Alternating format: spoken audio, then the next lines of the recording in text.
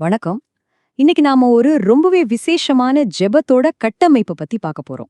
இது தமிழ் கிறிஸ்தவ வட்டாரத்துல கருவில் இருக்கிற குழந்தைக்கு ஒரு ஆன்மீக பாதுகாப்பு கொடுக்கறதுக்காகவே பிரத்யேகமா உருவாக்கப்பட்ட ஒரு ஜெபம். நாம இந்த ஜெபத்தோட வார்த்தைகளை மட்டும் பார்க்காம அதோட வடிவமைப்பு, அதாவது அது எப்படி ஒரு செயல் திட்டமா ஒரு ஆக்ஷன் பிளான் மாதிரி கட்டமைக்கப்பட்டிருக்குங்கிறத தான் ஆழமா பார்க்க போறோம். சரி, அப்போ நம்ம மனசுல வர முக்கியமான கேள்வி இதுதான். ஒரு ஜபம்ங்கிறது வெறும் நம்பிக்கையோட வெளிப்பாடா மட்டும் இல்லாம ஒரு ஆன்மீக கவசம் மாதிரி, ஒரு ஸ்பிரிச்சுவல் ஷீல்டு மாதிரி வேலை செய்யற அளவுக்கு அவ்வளவு துல்லியமா எப்படி கட்டமைக்கப்படுது? வாங்க இதோட கட்டமைப்பை ஒன்னொன்னா பிரிச்சு பார்க்கலாம். முதல்ல இந்த ஜெபத்தோட நோக்கத்தையே எடுத்துக்குவோம். ரொம்ப நேரடியானது, ரொம்ப தெளிவானது. என்னன்னா, கருவுல இருக்கிற ஒரு குழந்தையோட உடல், மனசு, அதோட ஆன்மீக எதிர்காலம், இது எல்லாத்தையும் வரக்கூடிய ஆன்மீக அச்சுறுத்தல்கள்ல இருந்து பாதுகாக்கணும்.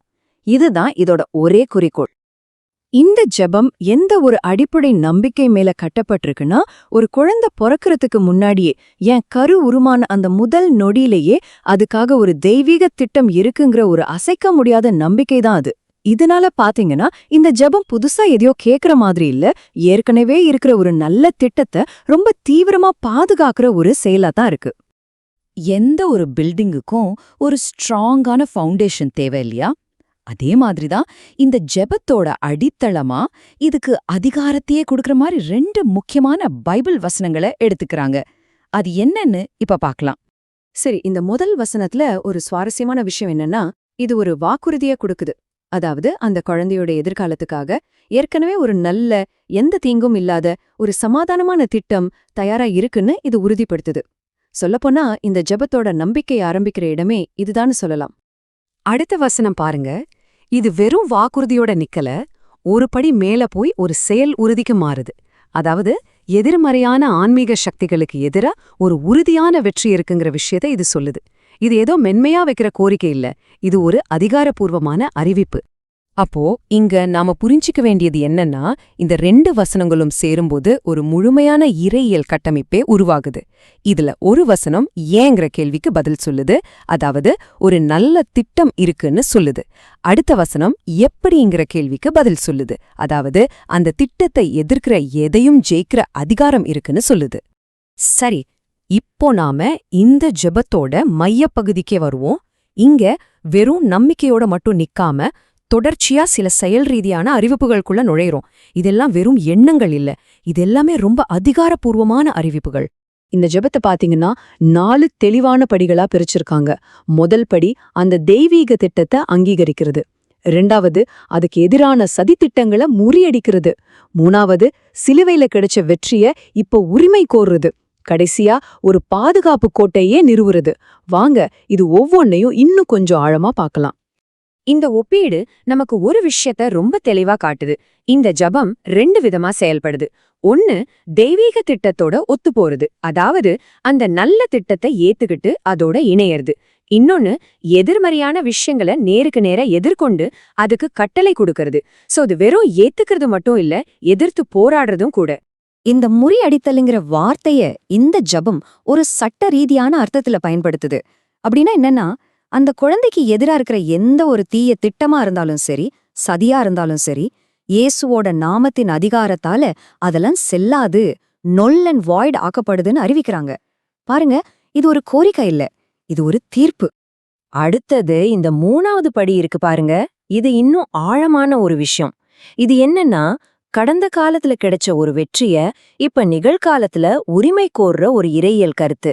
அதாவது இங்க புதுசா ஒரு போருக்கு போய் ஜெயிக்க போராண்டல, அதுக்கு பதிலா ஏற்கனவே ஜெயிச்ச ஒரு போரோட பலன்களை இப்ப அந்த குழந்தையோட சார்பா அறிவிக்கிறாங்க.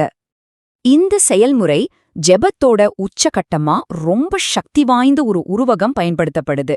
கருப்பையை சுத்தி இயேசுவின் இரத்த கோட்டைய உருவாக்குறதா ஒரு அறிவிப்பு வருது.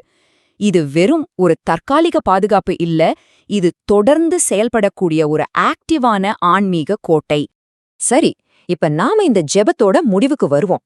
ஒரு விஷயம் எப்படி ஆரம்பிக்குதோ அதே மாதிரி அது எப்படி முடியுதுன்றதும் ரொம்ப முக்கியம். இந்த ஜெபத்தோட முடிவு ஒரு இறுதி உறுதிப்படுத்தல் மாதிரி செயல்படுது. இந்த ஜெபம் பாத்தீங்கன்னா ஒரு நன்றி அறிக்கையோட முடியுது. கடைசியில நன்றி சொல்றது வெறும் ஒரு சடங்கு கிடையாது. இது என்ன பண்ணுதுன்னா, நாம செஞ்ச எல்லா அறிவிப்புகளும் பலன் கொடுத்துடுச்சு, முடிவு ரொம்ப பாதுகாப்பானதுங்கிற நம்பிக்கையை உறுதிப்படுத்துது. அதனால இது ஒரு கோரிக்கையோட முடிவில்ல, இது ஒரு வெற்றியை உறுதிப்படுத்துற அறிக்கை. அப்போ இன்னைக்கு நம்ம என்ன பார்த்தோம்னா, ஒரு ஜெபத்தோட வெறும் வார்த்தைகளுக்கு பின்னால எவ்ளோ ஆழமான ஒரு கட்டமைப்பு, இறையியல் அடித்தளங்கள், அப்புறம் ரொம்ப திட்டமிட்ட செயல்பாடுகள்லாம் இருக்குன்னு தெரிஞ்சுக்கிட்டோம். இது நம்மள ஒரு இறுதி கேள்விக்கிட்ட கொண்டு வந்து நிறுத்துது. இந்த மாதிரி கட்டமைக்கப்பட்ட ஒரு ஜெபம் ஒரு மனுஷனோட நம்பிக்கையையும் விசுவாசத்தையும் எப்படி வடிவமைக்குது, எப்படி வழி நடத்துது? இது நம்ம எல்லாரும் யோசிக்க வேண்டிய ஒரு விஷயம் இல்லையா? நீங்கள் எதிர்பார்த்திருக்கும் முடிவை உங்களுக்கு கொடுக்கும்படி நான் உங்கள் பேரில் நினைத்திருக்க நினைவுகளை அறிவேன் என்று கர்த்தர் சொல்லுகிறார். அவைகள் தீமைக்கல்ல, சமாதானத்துக்கு ஏதுவான நினைவுகளே. எரேமியா 29:11. சமாதானத்தின் தேவன் சீக்கிரமாக சாத்தானை உங்கள் கால்களின் கீழ் நசுக்கி போடுவார். ரோமர் 16:20. கொலோசியர் 2:14-15. அன்புள்ள பரலோக பிதாவே, இயேசு கிறிஸ்துவின் அதிகாரமுள்ள நாமத்தினால் உம்மிடம் வருகிறேன். ஒரு குழந்தையின் தாயின் கருவில் உருவாகும் அந்த முதல் வினாடியே நீர் அந்த பிஞ்சு மீது உன்னத திட்டத்தையும் நன்மையான நோக்கங்களையும் வைத்துள்ளீர் என்று விசுவசிக்கிறேன். எரேமியா 29:11 படி இந்த குழந்தையின் எதிர்காலம் தீமைக்கானதல்ல, அது சமாதானத்துக்கும் நன்மையான முடிவுக்கும் உரியது என்று அறிக்கை செய்கின்றேன். இயேசுவின் நாமத்தினாலும் அவரது வெளியேறப்பெற்ற இரத்தத்தினாலும் கருவில் வளரும் இந்த குழந்தையின் மீது சாத்தான் திணிக்க முயலும் எல்லா தீய கலைகளையும் சதி திட்டங்களையும் இப்பொழுதே முறியடிக்கிறேன்.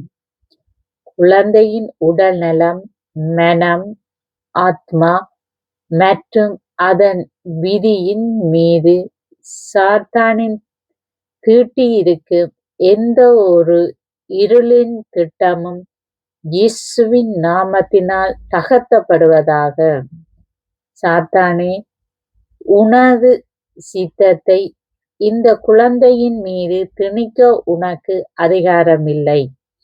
நீ இங்கிருந்து வெளியே போ. கொலோசியர் 2:14-15 படி இயேசு கிறிஸ்துவின் சிலுவையில் சகல அதிகாரங்களையும் துரைத்தனங்களையும் உரிந்து கொண்டு அவர்களை வெட்ட வழியாக கோலமாக்கி வெற்றி சிறந்தார். அந்த வெற்றியை இந்த குழந்தையின் மீதும் சார்பாக நான் உரிமை கோருகிறேன். குழந்தைக்கு விரோதமாக எழுதப்பட்ட எந்த ஒரு தீய கையெழுத்தும் சாபத்தின் ஆவணங்களும் இயேசுவின் இரத்தத்தால் ரத்து செய்கின்றேன். சமாதானத்தின் தேவன் தாமே சாத்தானை இந்த குழந்தையின் கால்களின் கீழ் நசுக்கி போடுவாராக. கர்ப்பப்பையை சுற்றிலும் இயேசுவின் இரத்த கோட்டை அரணாக போடுகிறேன்.